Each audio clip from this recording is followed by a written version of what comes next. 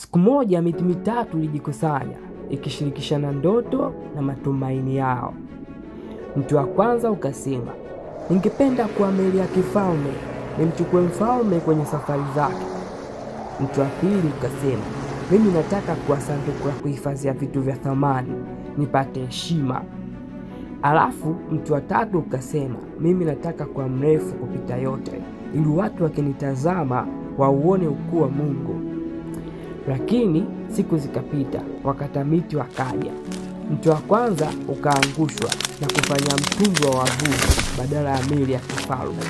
Mti wa pili nao ukakatwa na kufanya chombo cha kulishia kondoo badala ya sanduku la thamani.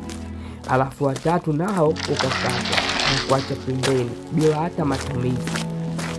Basi miaka ikasonga. Siku moja mwanamke mmoja mjamzito na mumewe walikosa mahali pa kujifungulia. Walipata nafasi kwenye zizi, na mtoto wao akalala kwenye chombo cha kulishia kondoo ambacho kilikuwa kimetengenezwa na ule mti wa pili. Baadaye alipokuwa siku moja kwenye mtumbwi, alipanda yeye pamoja na wavuvi wengine. Baada hapo ikainuka dhoruba kali sana. Yule mtoto akaamuru ile dhoruba ikatulia kwa kusema, nyamaza. Ule mtumbwi ulikuwa umetengenezwa kupitia ule mti wa kwanza. Baadaye akasulubiwa kwa uongo na udanganyifu, akabebwa kwenye msalaba. Ule msalaba ulikuwa umetengenezwa na ule mti wa tatu.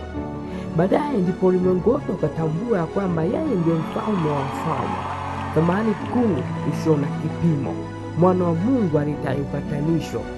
Basi ile miti mitatu ikafurahi, kwa maana ndoto zilikuwa zimetimia, ndoto zilikuwa zimekamilika.